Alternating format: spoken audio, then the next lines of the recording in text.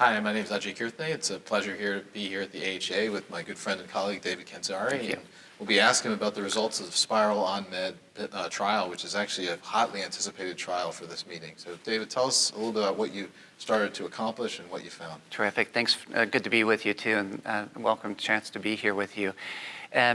You know this very well, being in the space too, that renal denervation therapy is held to a standard unlike any other, I think. We have 9 sham-controlled randomized trials, including today's presentation, and generally speaking, demonstrating a remarkable consistency across these studies, both with 2 different modalities, intravascular ultrasound delivery and radiofrequency energy delivery. And we know too, in the context of the field of hypertension, that's the leading cause of death and disability worldwide.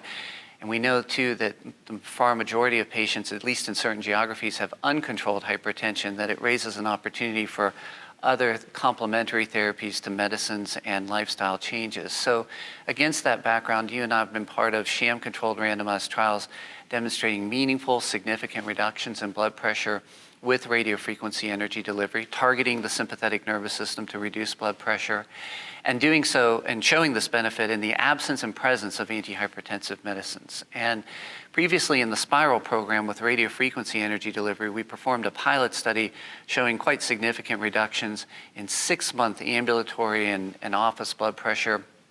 But there was a desire to further explore the effectiveness and safety of renal denervation in a larger patient population. Let me pause it for just one second for the clinicians out there. So how is this done? Is this an inpatient procedure, outpatient?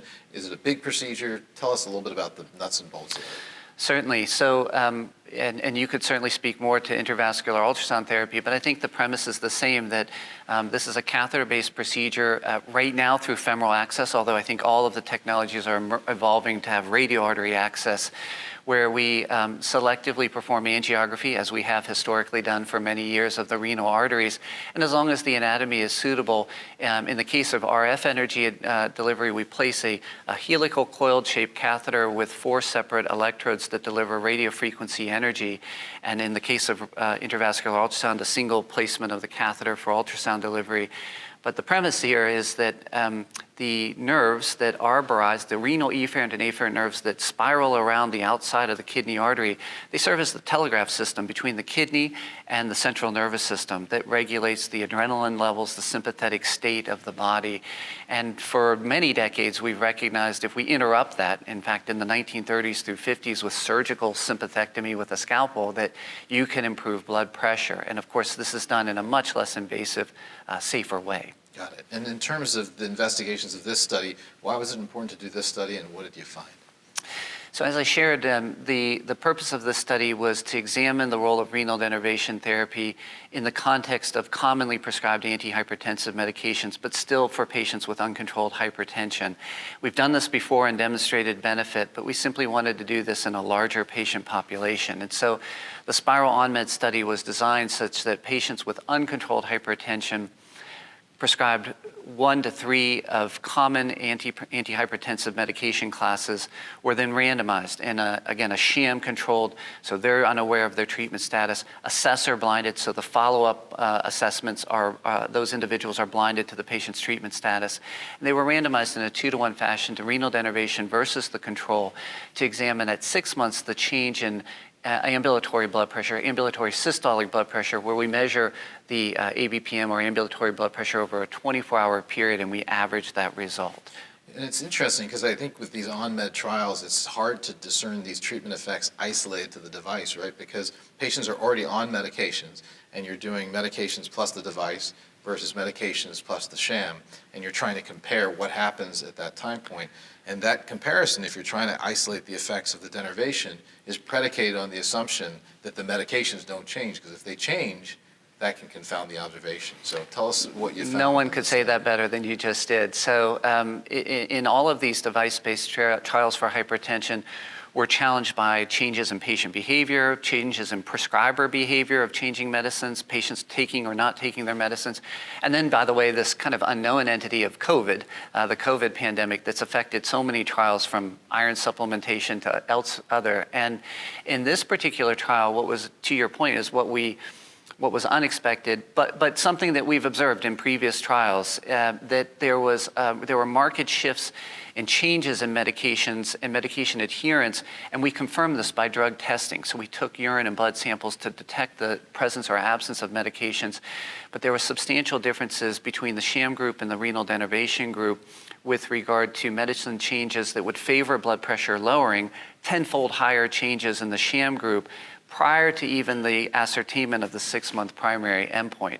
And so when you have such changes, it results almost like in a strategy trial in some ways, that you can reduce blood pressure similar to the renal denervation group, maybe not as great, but is that sustainable over long term? And trials like SPRINT recently and other experiences from the renal denervation study would suggest that the long-term durability of medicines begins to wane as well. No, I think it's really critical that when patients are in a trial, their behavior is different than when they're outside the trial. And you referenced that SPRINT publication recently, which I think was so instructive and really validated a lot of what many of us have been seeing in this field, is that the behavior changes when they're in the study. But despite the fact that it seemed like there were more medications used in the sham arm of the trial, you still notice reductions in office blood pressure with denervation compared to sham. That's right. So maybe I jumped ahead with maybe giving more explanation than the primary results, that we saw an absolute reduction in the 24-hour ambulatory blood pressure, a 6.5 millimeter drop, which is quite consistent with previous studies, but it was unexpectedly that the sham group dropped 4.5 millimeters mercury, so the difference didn't achieve statistical significance for the primary Bayesian endpoint. But on the other hand, just as you described, office systolic blood pressure still was significantly lower. Office diastolic blood pressure at 6 months still significantly lower with renal denervation therapy. And then we also applied something termed the win ratio analysis, where it's considered of the opportunity to reduce either ambulatory blood pressure or reduce medication burden representing number of medicines, dose, and class. And we showed that renal denervation therapy won, so to speak, in that regard, with the opportunity compared with sham to either lower blood pressure or reduce medications. No, I think those are great summaries of the results. One thing that always strikes me is, with patients being blinded and their assessors being blinded, why do you think the medication burden increased in that sham group? Is it because it's just really impossible to blind blood pressure, or what do you think?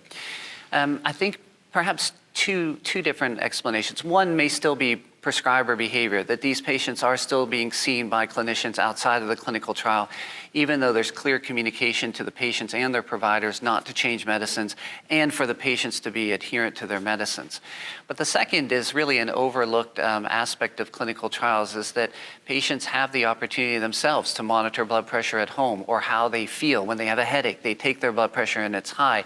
And so they will self-medicate or change their medicines as well. Indeed, in the trial, about 1/5 of the individuals had also detection of medicines that weren't even on their prescription list. So maybe they're pulling it from their spouse's or their partner's cabinet as well and taking it too. And then also, when individuals get a therapy like renal denervation and they experience a positive reduction in blood pressure, they then take their blood pressure and stop taking their medicines. So we saw, interestingly, some patients in the renal denervation group selectively reducing their medicines that would help blood pressure, and others in the sham group escalating the drug dose and or number. Well, I think regardless of all those confounding changes, the fact that there were still blood pressure reductions seen, the fact, as you mentioned, that there's less medications needed to achieve those blood pressure reductions is further supportive of this field. The final point would be safety, and I think that's another reason to do a study of this size, is to confirm that safety is adequate, and it seems like you observed that as well. That's absolutely right.